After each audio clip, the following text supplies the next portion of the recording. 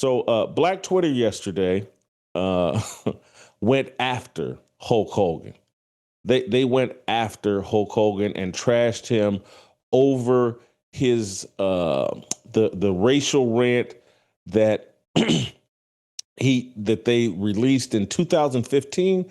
I believe he said these things in 2007. It was some kind of recorded deal in 2007, but it wasn't released until 2015. And if you remember, the WWE disavowed, moved away from Hulk Hogan in 2015. He's on this audio tape, this audio recording, talking about his daughter dating a black guy, and he wishes that his daughter was dating one of those 8 foot tall N words that was worth $100 million playing in the NBA.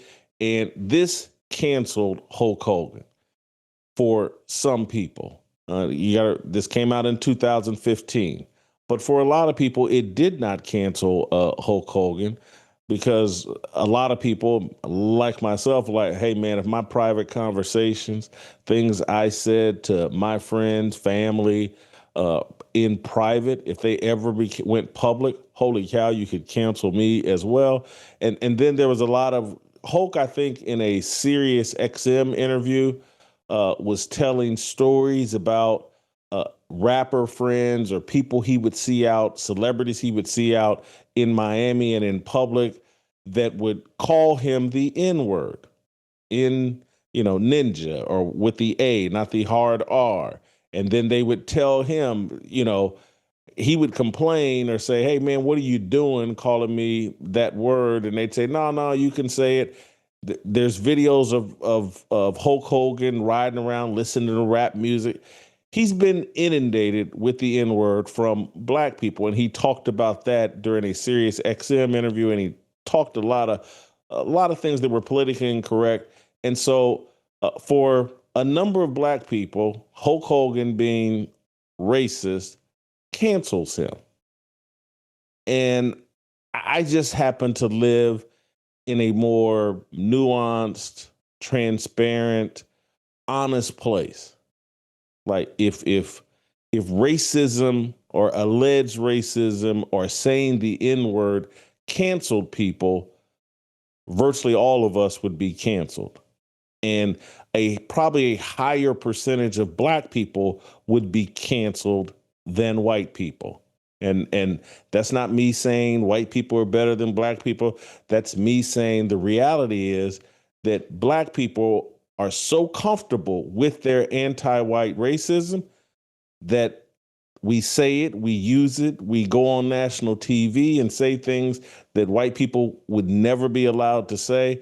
And it's just the reality. We've built a society, a culture where black people can be incredibly racist without any consequences, whereas white people cannot be.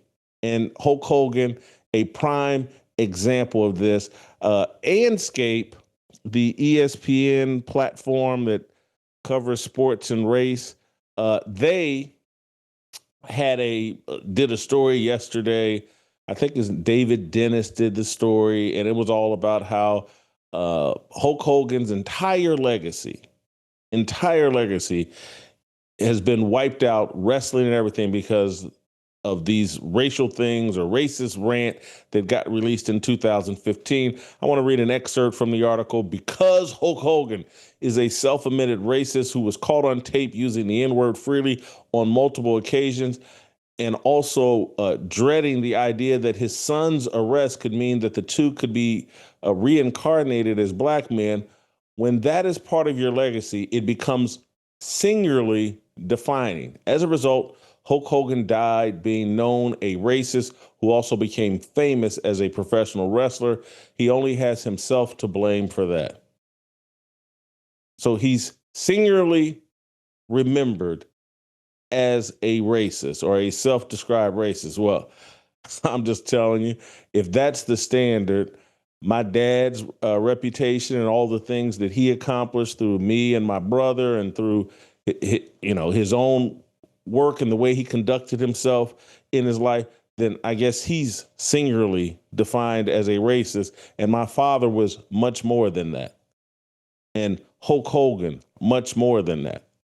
And there can't be these, oh, well, if you do this to black people, that defines you completely. If you do this to Jewish people, that defines you completely. That's not a fair standard. It's not a realistic standard. It's not, it's how, it's the kind of thing that has led to this racial divide that we have in America that's getting worse and worse and worse. Race relations in this country had been, in the early part of my lifespan, and I was born in 1967, they were headed a positive direction. Since the advent of, or the invention of social media, since the takeover of Twitter and the town square, since we all went woke, race relations have been going the opposite direction, to the point that this year there have been multiple stories published and written about whites-only communities being started. And there's been one started, I think, in Arkansas, and it's called Return to the Land. And I saw an article on The Root referencing this. I saw an article in the Independent representing this. Whites-only community plotting expansion to another state as its efforts to build a white nation continue. And I'm going to say something here that I don't even feel good about saying, but it's just the reality. If I had a choice, and I do have a choice, and I've made a choice, like, hey, if I have would I rather live in a white community, an American white community, or an American black community? And I'm not alone in this. I'm one of the few people transparent enough to say it. I would rather live in a whites only community in America.